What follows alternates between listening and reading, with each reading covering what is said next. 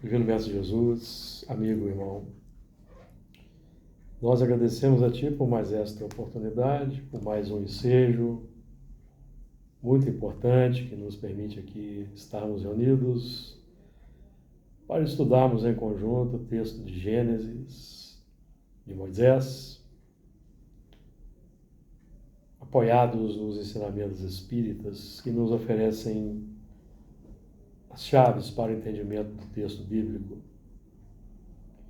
Possamos aqui realizar o melhor ao nosso alcance, tanto em termos de irradiação e captação da mensagem.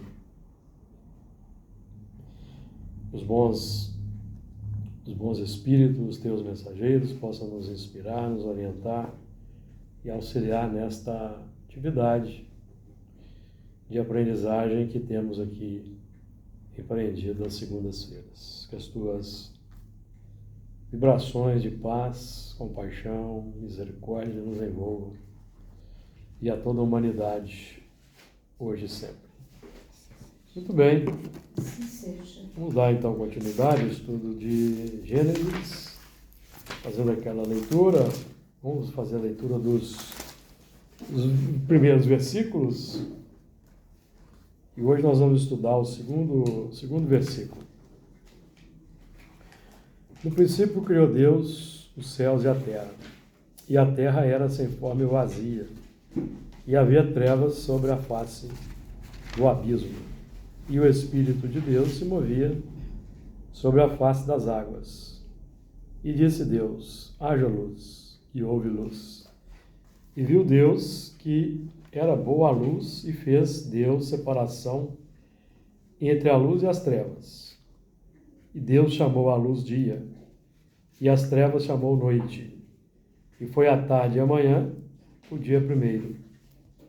E disse Deus: haja uma expansão no meio das águas, e haja separação entre águas e águas. E fez Deus a expansão, e fez separação entre as águas que estavam debaixo da expansão e as águas que estavam sobre a expansão. E assim foi. E chamou Deus a expansão céus, e foi a tarde e a manhã, o dia segundo. Muito bem. Passa para a Margarida, por favor, Antônio. Nós então vamos estudar hoje o segundo versículo, que nós iniciamos na segunda-feira passada. E a terra era sem forma e vazia, e havia trevas sobre a face do abismo, e o Espírito de Deus se movia sobre a face das águas. Nós começamos a estudar esse primeiro aspecto aí do versículo, e a terra era sem forma e vazia. Eu quero aproveitar aqui para corrigir uma informação que eu errei. Na semana passada eu falei que, falando da Terra, dos primeiros movimentos da Terra, em comparação com quando eu estava falando de sistema de capela, nós abordamos no versículo estudo anterior. Então eu fiz uma confusão lá com a idade da Terra. Quando eu fui me referir à Terra quando tinha a idade de 500 milhões de anos, eu disse a Terra há 500 milhões de anos atrás, então estou corrigindo aqui essa informação. A Terra quando ela tinha 500 milhões de anos. Isso foi no final do estudo da semana passada. Eu errei a informação. Então a Terra era sem forma e vazia. Nós falamos bastante na semana passada do plano de forma geológico da Terra, dos seus primórdios. Ela, quando estava ainda ali nos momentos iniciais da formação da Terra, na nebulosa que deu origem ao sistema solar, era sem forma e vazia, era o caos. Os elementos ainda estavam se aglutinando, aglomerando, pelas porções de matéria que hoje os astrônomos chamam de planetesimais, que vão compondo os planetas pela força da gravitação. Eles vão se atraindo, vão se entrechocando, as massas vão crescendo, assim os planetas vão se formando. Isso aí os amigos podem estudar com o auxílio aí da internet, formação dos planetas, formação do sistema solar. Então tem aí as explicações. Então a Terra era sem forma e vazia. Era ainda um esboço ali para os técnicos que trabalhavam sob o comando de Jesus, os técnicos espirituais, trabalhavam sob o comando de Jesus. Tudo ainda estava em esboço, o que seria a Terra no futuro. Já havia um projeto, já havia um plano, evidentemente, do que iria se desenvolver na Terra, a vida que iria surgir, mas simbolicamente, naqueles movimentos iniciais, era sem forma e vazia, tudo ainda a ser feito, tá? No plano, ela ainda estava na mente, vamos colocar assim. Por que era um esboço? Ela era um projeto que estava na mente de Jesus para aquele porção de terra, que se tornaria a Terra com 40 mil quilômetros de circunferência, e a luz que percorre o espaço à velocidade de 300 mil quilômetros por segundo, em um segundo ela dá 7 voltas e meia na Terra. A Terra tem 40 mil quilômetros de circunferência. Então é um corpo ciclópico, colossal. Muito bem, então essa é a Terra. Então havia ali o projeto que é o esboço, o projeto divino capitaneado por Jesus, que era um esboço, e a Terra então é a consolidação do projeto. Agora, nós também podemos abordar a questão, por exemplo, do princípio inteligente. O princípio inteligente é criado simples e ignorante. Então, também sem forma e vazio.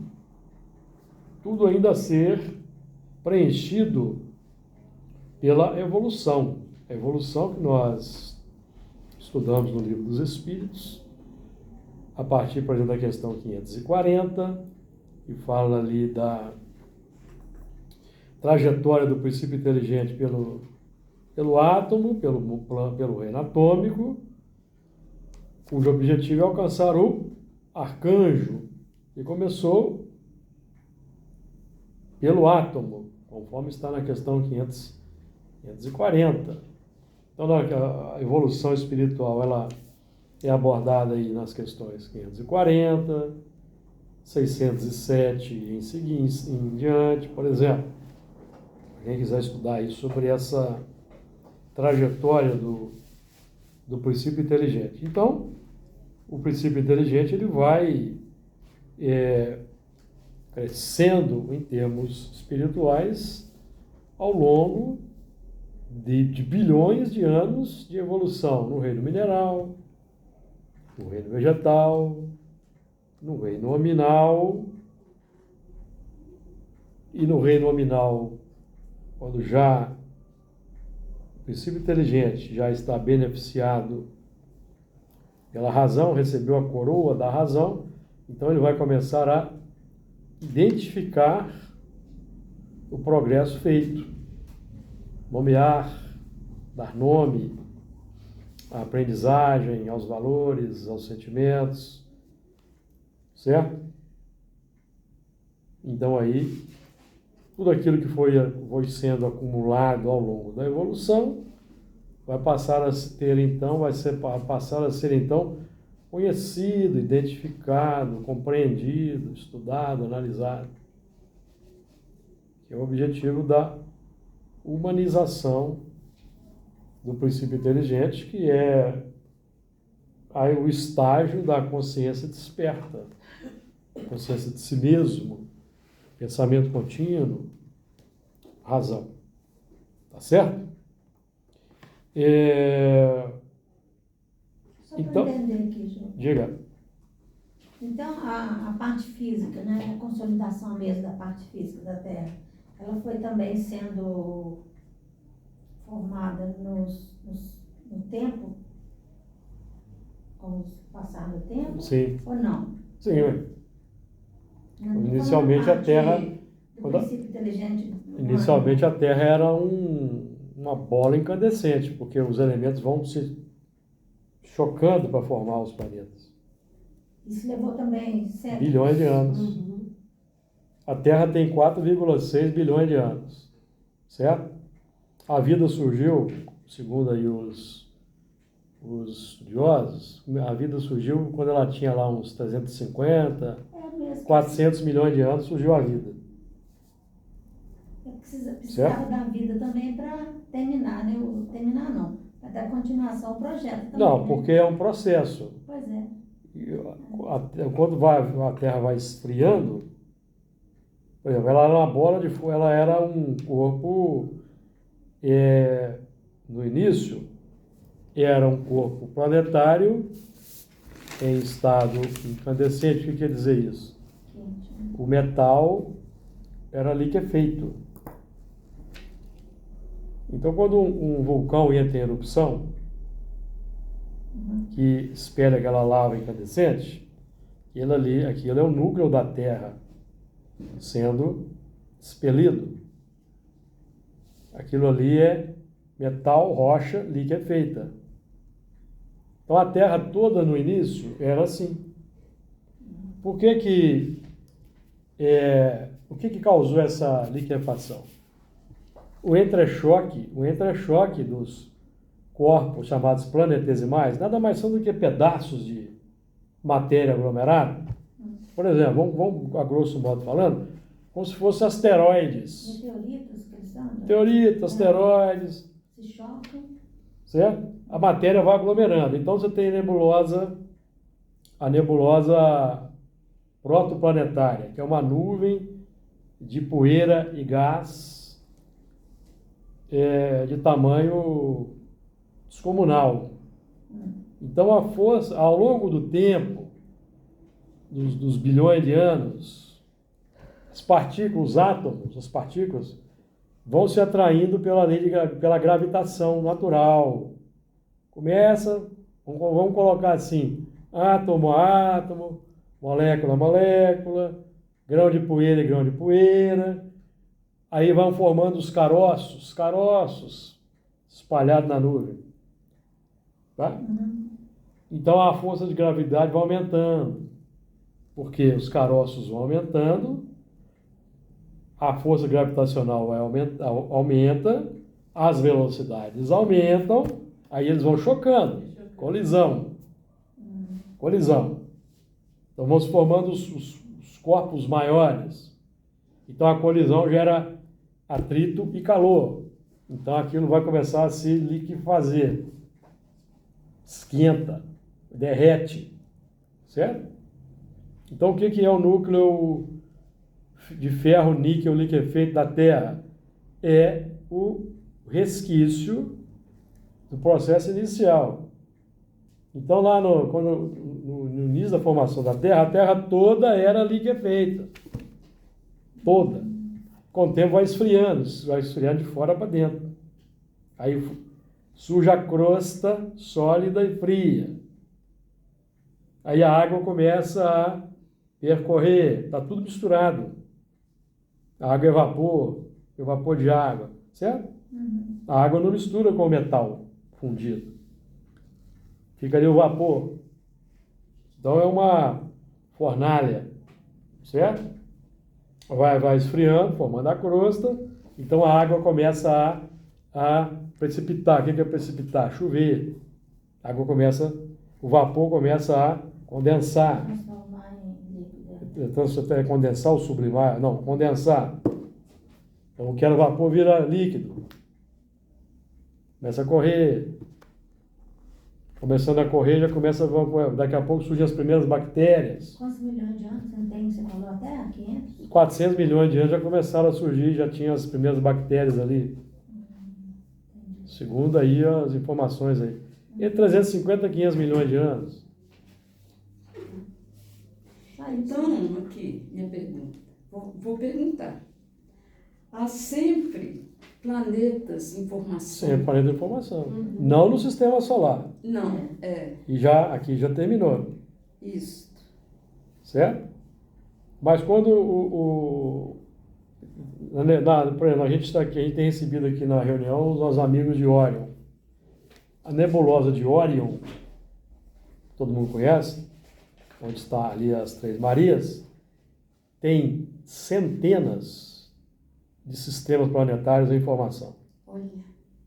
Fotografados pelo Hubble, telescópio Hubble. Centenas. E as imagens lá das estrelas encapsuladas. Aí você vê aquela imagem, você pensa que é pequenininha, que não é um tamanho, às vezes, maior do que o sistema solar. Porque a nuvem de gás e poeira era maior do que o sistema solar. Muito maior. Foi condensando, condensando, condensando, formou a estrela, formou os planetas, os asteroides, os cometas, os planetas anões que tem lá depois de Netuno, depois de Plutão, né? Plutão é digamos, da primeira fileira de planetas anões, depois tem milhares. Eu disse milhares de planetas anões depois de Plutão. Nós conhecemos algumas centenas de planetas anões. Então, em Órion, esse processo tem muitos planetas formados em Órion, outras estrelas, e tem sistemas em formação em toda a galáxia e nas outras galáxias. Então, quando uma estrela explode, quando um sistema solar morre, que ele termina a sua vida, o Sol vai tornar um gigante vermelho, então ele vai consumir Terra, Marte, Júpiter, Mercúrio, Vênus, Terra, Marte. Com o tempo, isso vai tudo espalhar pelo espaço, então vai formar outra nebulosa. Vamos formar outros planetas, outras estrelas. Acho que está constante em movimento. Constante Por formação. isso que Jesus fala, ele vai trabalhar até hoje e eu trabalho também.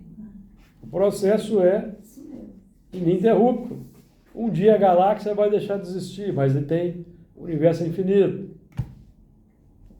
Vai dando trabalho para nós. Exatamente. Então a Terra nasce em forma vazia. O princípio inteligente também vamos colocar assim, sem forma e vazio, mas com um potencial de desenvolvimento infinito. Porque o princípio inteligente, nós sabemos que nós somos imortais, então o princípio inteligente vai se desenvolver ao infinito, que é o objetivo da evolução. A evolução não cessa. Nós sempre teremos o que aprender no universo. Sempre haverá o que aprender, perceberam? Então aí, tá claro aí, sem forma e vazio? Então nós vamos preenchendo. Então é um trabalho de construção interior, que o princípio inteligente vai executando, vamos colocar assim, gerenciado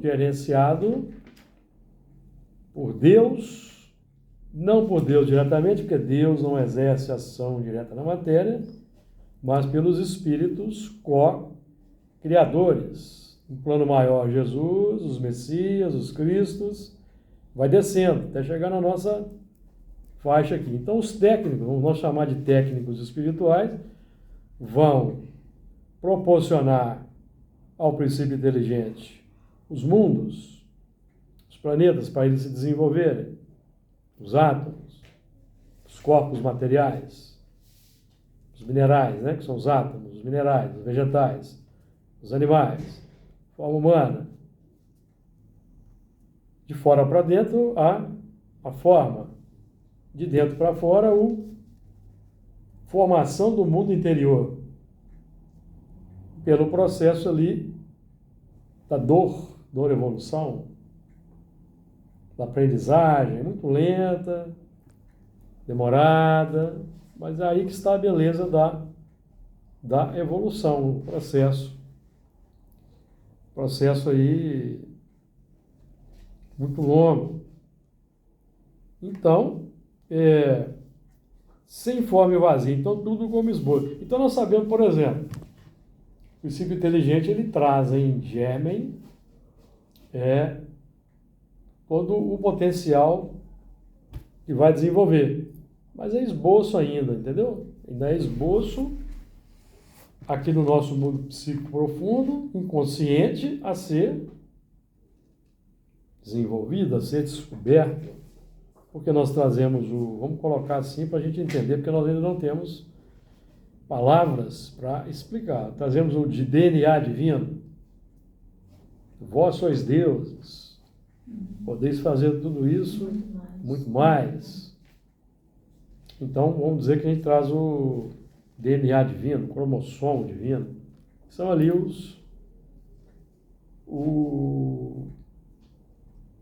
nós vamos desenvolver o determinismo, que é um movimento de dentro para fora. De fora para dentro, o mundo, o corpo, a circunstância, o universo. De dentro para fora, o uso do recurso exterior. De dentro para fora, o resultado do uso do recurso exterior, da aprendizagem. Certo aí? Comentários? Alguém quer comentar alguma coisa?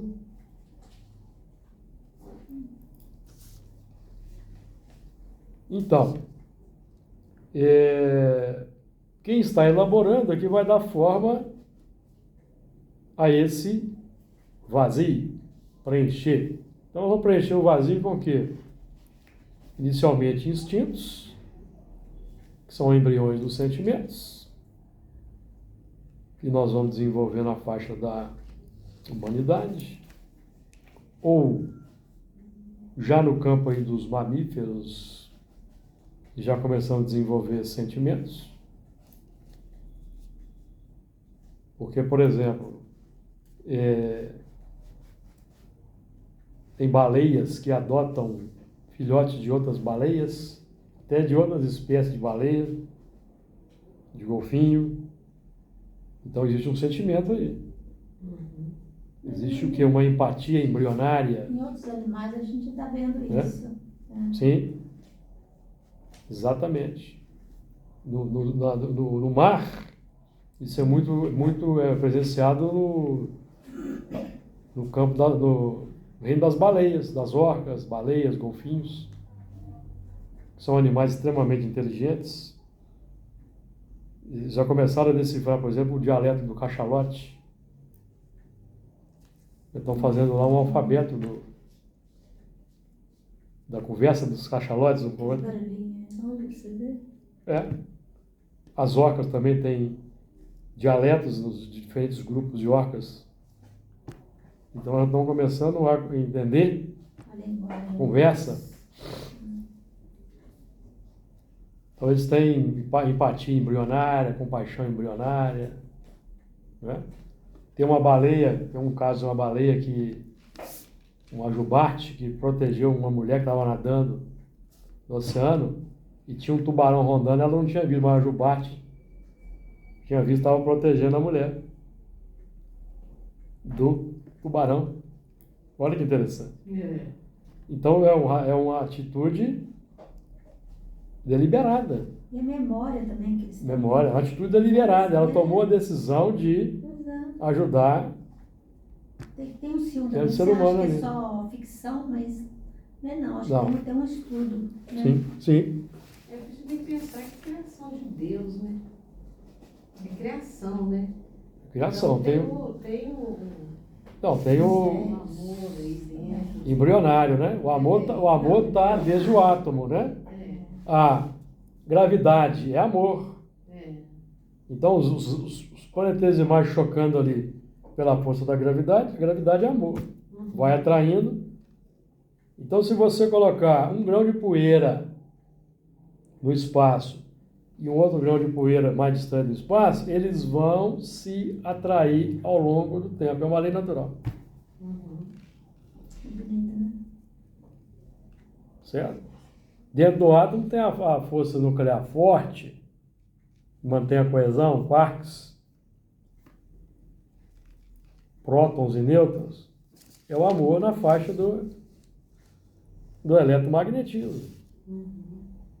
Então o amor é uma força onipresente, graduada segundo a necessidade. E obviamente vai alcançar a sublimidade no espírito humano quando o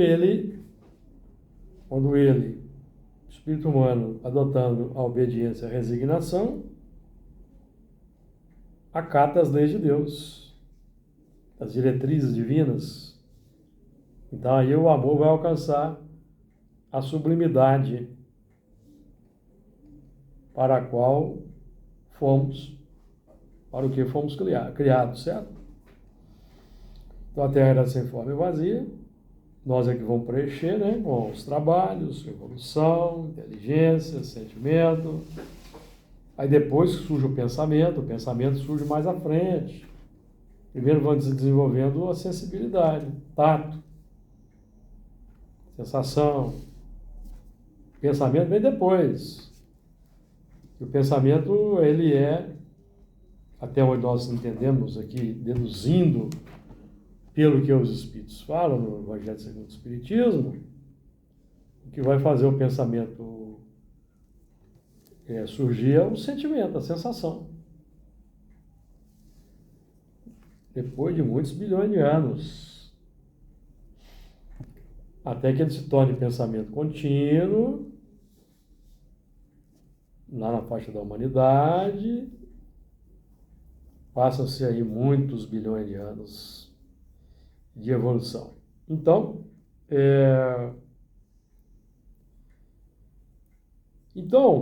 nós vamos dando forma, por exemplo, quando nós falamos que a Terra é de forma vazia e que a Terra vai sendo preenchida,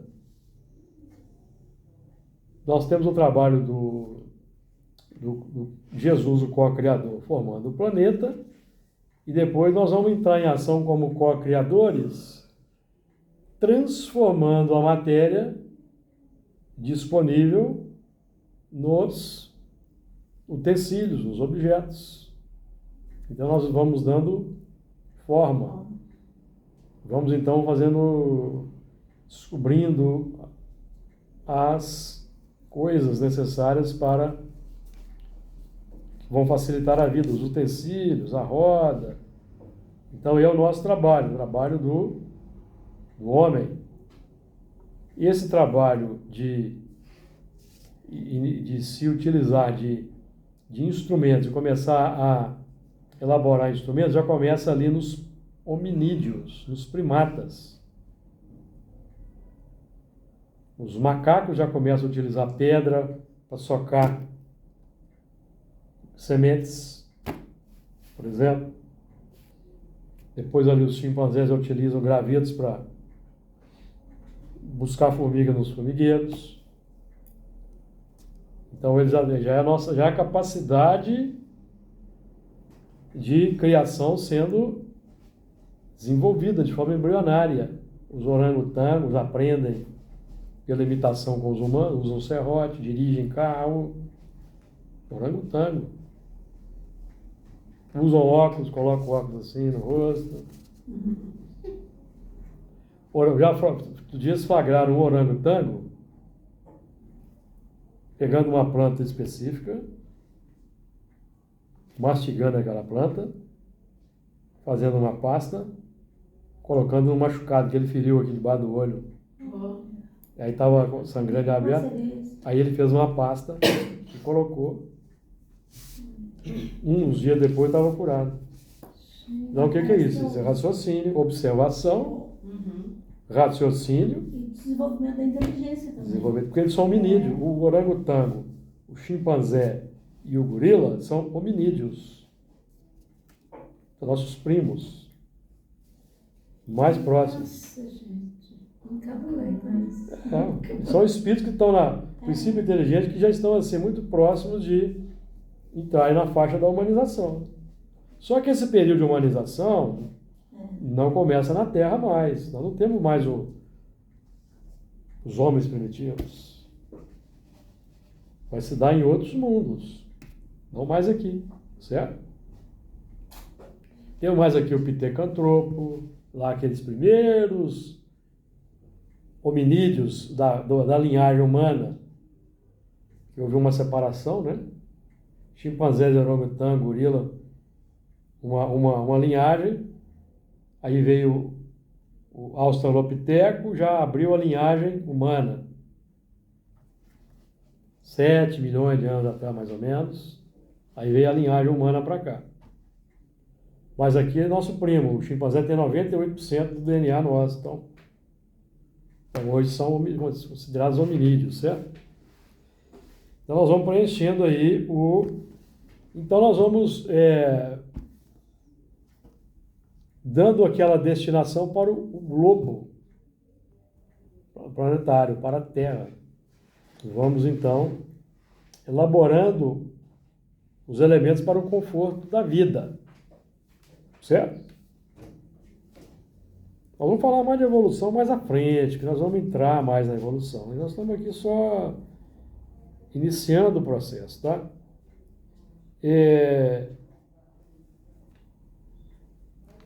Então, já com relação ao mundo interior, nós falamos aqui, primeiro foram criados, no princípio criou Deus os céus e a terra era sem forma e vazia.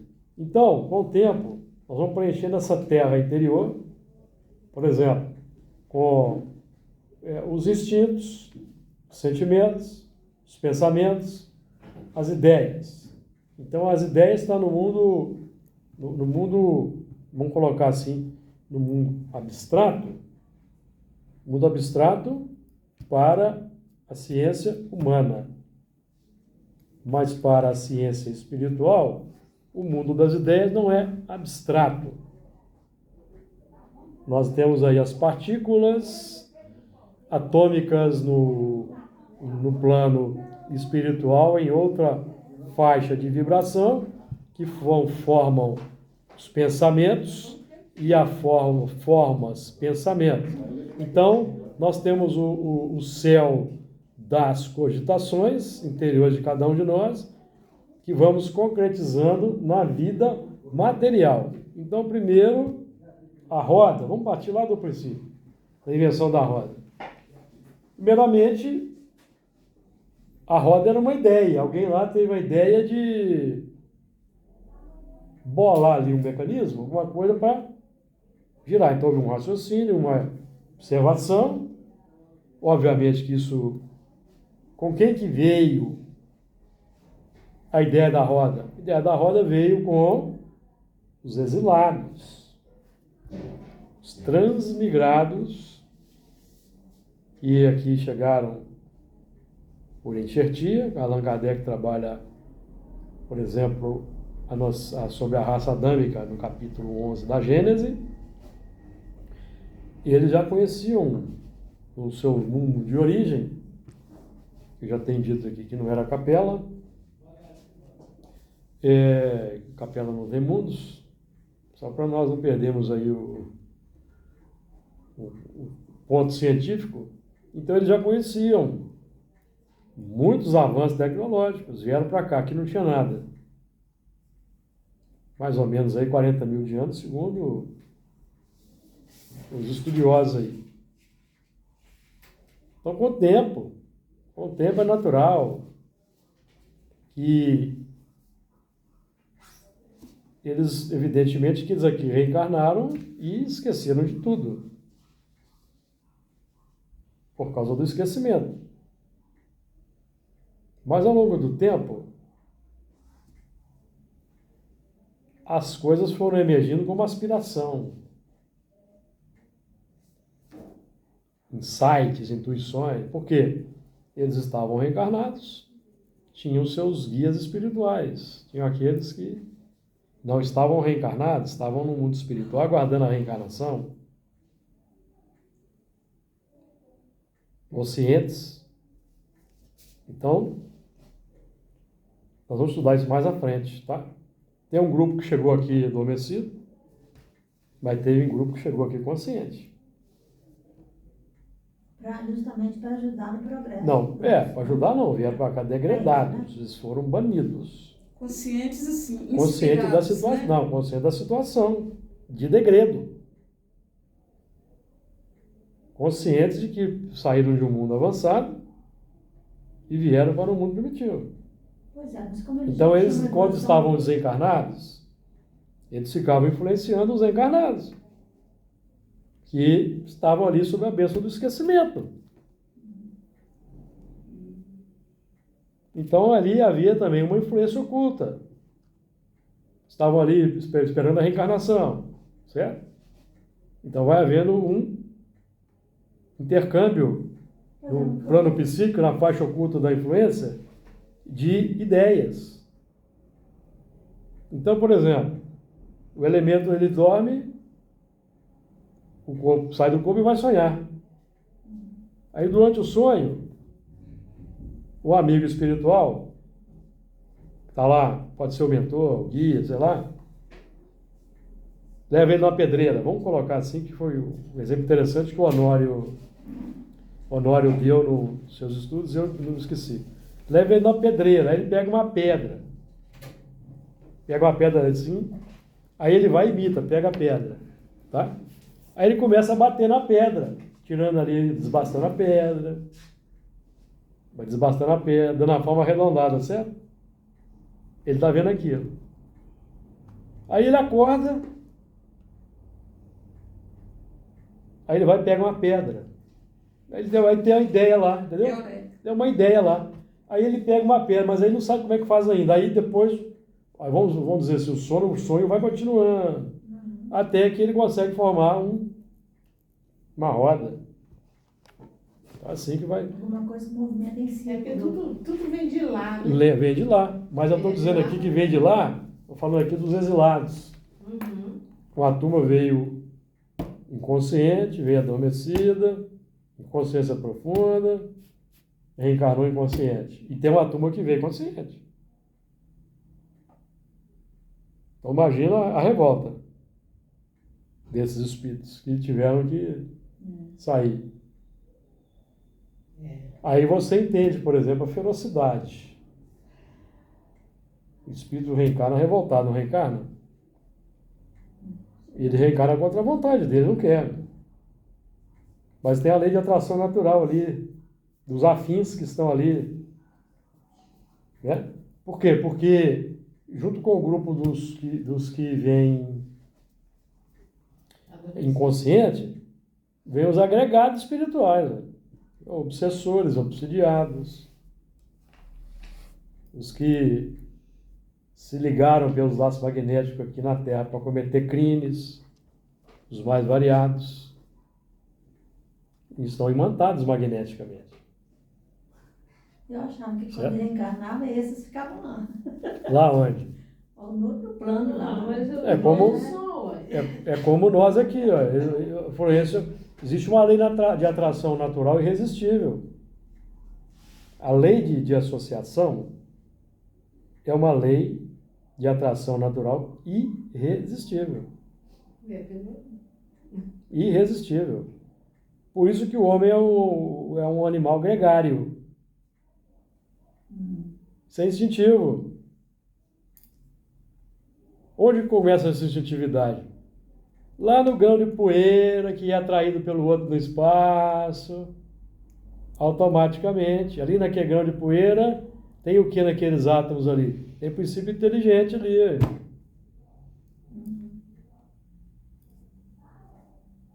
Ninguém escapa da lei de atração. Ninguém escapa. Uma lei natural, né? Também. Lei natural. É porque o espírito que está ali adormecido, ele continua com as suas tendências, da forma que é. Continua atraindo com seus sentimentos. Então ele vai só, porque a gente tem mania de falar, né? Céu, inferno, barro. Não existe isso, né? É. Em cima, embaixo, você vai descer, você vai para o inferno, você vai subir, você vai para o céu. Não existe, porque não existe. Em cima e embaixo. Então quem vai pulsionar ali, digamos, de fora do espiritual pro material são os próprios exilados desencarnados. Eu vi até falando, não, a gente precisa acelerar esse progresso aí, nós estamos aqui, já estamos aqui mesmo. Vamos melhorar essa situação aí. Vamos inspirar esses aí, ó, que estão aí no tecimento aí. Só que eles vão se ligando, né, magneticamente, e reencarnam. Aí quando a mulher é engravida, concebe, laço magnético. Reencarna. E assim o processo vai se desenvolvendo. Então as ideias elas vão se corporificar. Então, o plano do céu, vamos colocar assim, é o plano do esboço, onde, em tese, está tudo sem forma e vazio, porque não foi concretizado. E quando a gente concretiza, palavras, atitudes e ações, então criou um vínculo concreto. Por isso que a gente fica escravo da consequência da ação. Então, quando nós cometemos alguma ação complexa, no campo da maldade,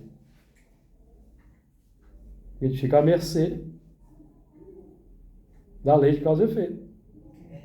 Com certeza. Aí só vamos quebrar essa lei de causa e efeito se nós nos arrependermos do que fizemos e começarmos a fazer o contrário. Aí o amor cobre a multidão dos pecados. A outra face que Jesus disse. Mas senão aquilo fica ali esperando o tempo, porque Deus não apressa a expiação. Então, espera. A oportunidade, né? Fica na espreita. Mas no mundo primitivo, as coisas são mais rápidas. No primitivo, que é a lei do mais forte, você mata, morre, mata, morre. Até a Mas dura reencarnação. mais tempo. O quê? O processo de duração é maior, né? De quê? Duração do quê? Do primitivo, do mundo primitivo, até eu ir para... Não, demora mais. Você está falando do quê? O mundo era primitivo até a chegada do decálogo, era muito primitivo.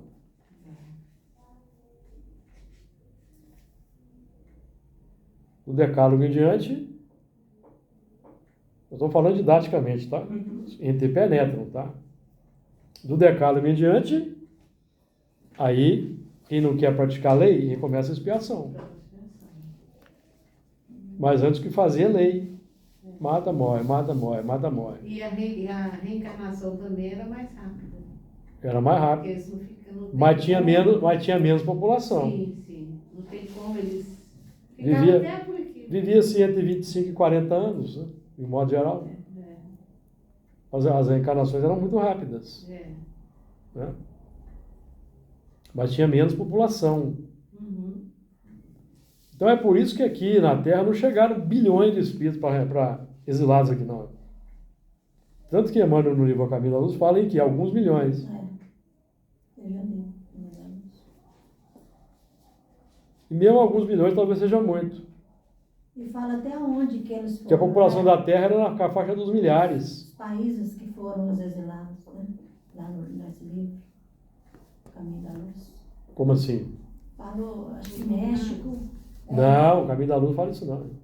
Você está falando dos 4 braços? Não. Você está fazendo confusão aí. É isso? É Caminho da Luz. Caminho da Luz fala de Atlântida, quando a Atlântida afundou, os sobreviventes foram para o Egito e para o México.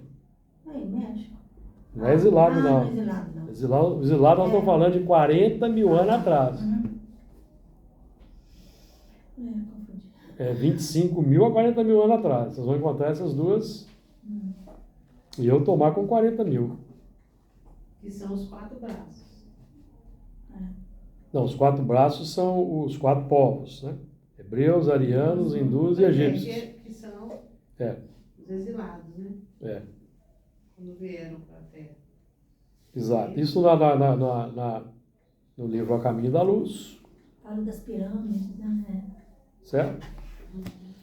E, de princípio, nós admitimos essa divisão, tranquilamente essa divisão. Só não concordamos com Capela, porque a ciência demonstra que não tem planeta em Capela. Aí nós estamos aguardando saber dos espíritos se era da região de Capela, porque lá no sistema de Capela, da constelação de Capela, tem 7 planetas descobertos e orbitando outras estrelas, planetas do tipo Júpiter, e não tem vida biológica, mas pode ter luas e podem ter vida biológica, certo? Então pode ser da região de Capela, pode. Uhum. Pode ser de outra constelação também. Órion, que tem 87 estrelas. Tem estrelas com planetas, tem estrelas sem planetas, tem estrelas com planetas sendo formados. Tem planetas velhos, planetas jovens. Então pode ter vindo de lá. De Arcturus, que tem 7 bilhões de anos a estrela, pode ter vindo de lá. Sabemos ainda. Porque naquela época também não se De onde conhecia tanto quanto se conhece hoje, né? Não tinha tanto conhecimento. Não, de astronomia conhecia, essas estrelas todas eram conhecidas. Arcturus, Órion. Pois é, Certo? a capela que você falou, né? Às vezes foi naquela região. Mas tinha que ter havido o quê? Um controle universal, generalizado do ensino dos espíritos. O espírito está falando aqui que os Universidade vieram de Capela. Vamos pesquisar para ver se é mesmo? Vamos pesquisar na reunião tal do grupo tal, vamos perguntar. Na reunião tal, vamos perguntar. Isso não foi feito. Tomou-se como uma verdade absoluta. É. E não é isso que Kardec fazia. E nem isso que ele queria. Porque Allan Kardec, por exemplo, disse que sobre o Espiritismo foi dita a primeira palavra, que tinha muito ainda que ser pesquisado e desenvolvido. Tá? Allan Kardec, Revista Espírita. Mas você tomou dogmaticamente informações porque veio de certo médium, já se cola naquele médium, coloca naquele médium uma aura de infalibilidade, no outro médium uma outra aura de infalibilidade, aí você critica, você já é taxado de herético, você está criticando. Quem é você para criticar o médium tal? Olha a obra que o médium tal faz. E nada a ver com a outra. O médium pode fazer uma obra magnífica, mas ele pode estar no campo de sentimentos equivocado e estar mal assessorado. Às vezes falta de Principalmente quando o médium, palavras, né? principalmente quando o médium acha que é sábio e responde tudo e qualquer coisa que pergunta para ele. Não tem humildade de falar que não sei. Eu sei de uma... Vai respondendo. Tem vários aí. Você pergunta qualquer coisa, ele responde. O médico tem que ser igual o de Allan Kardec, né? Pesquisado, avaliado. Perguntar. Nós temos aqui uma reunião de sexta, que a gente pretende perguntar algumas coisas. Quando ela estiver consolidada, porque ela não está consolidada, tem ainda uma instabilidade mediúnica. Então a gente tem que esperar ainda um refinamento mediúnico, para que os espíritos possam fazer um trabalho mais qualificado, que tem sido feito, e a gente possa perguntar, até evocar. Porque não é proibido evocar. Também criou-se essa lei aí no nosso movimento espírita, que evocar é perigoso, porque pode vir qualquer um. O Kardec fala que isso não tem problema nenhum. Como é que você vai identificar se o espírito é evocado? É ou não é? Pela ideia que ele está... Essa ideia que ele está falando é digna do espírito que foi evocado? Como já aconteceu. Se é, pode ser. Pode ser ele. Por isso que tem que ter conhecimento e estudo. Tem conhecimento e para estudo. poder discernir. Porque às vezes, não é nem questão da proibição, né?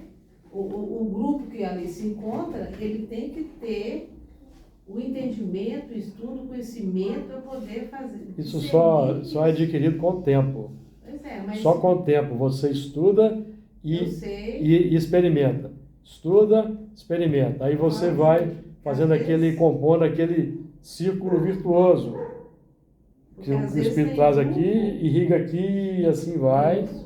mas através do quê? Do estudo, da persistência, do conhecimento. E tem Nós estamos grupos estudando aqui para isso. Tem grupos que não fazem, não estou falando daqui, mas tem grupos que.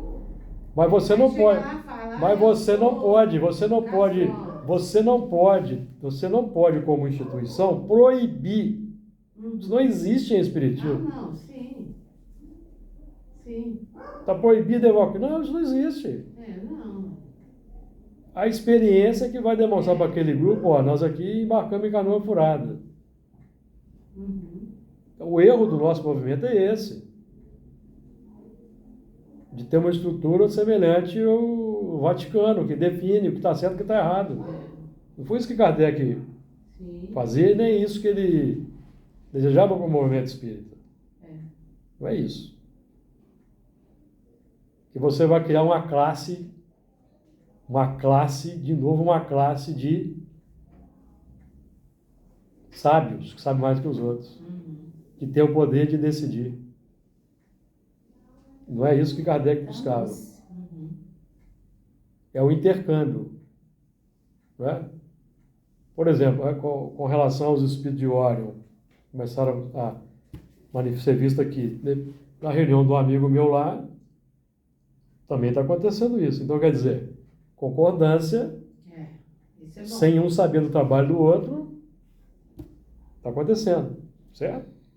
Movimento de transmigração. Os médicos têm visto os aparelhos, as naves. Lá também tem.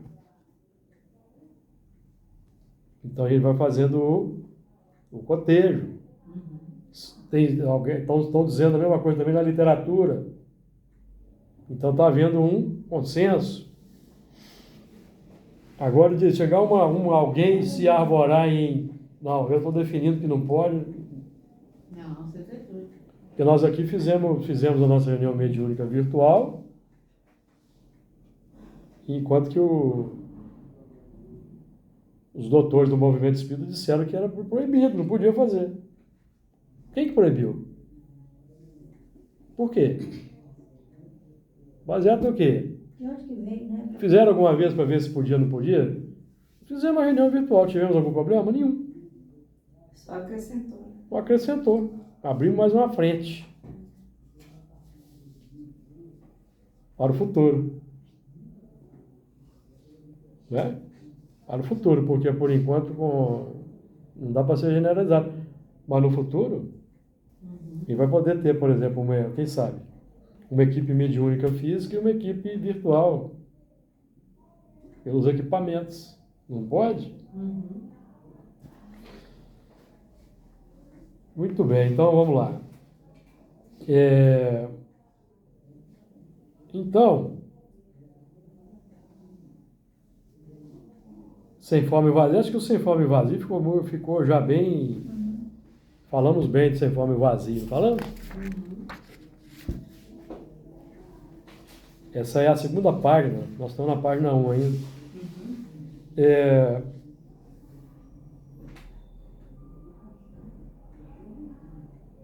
E havia trevas sobre a face do abismo. Hebreus, você já leu? Já, né?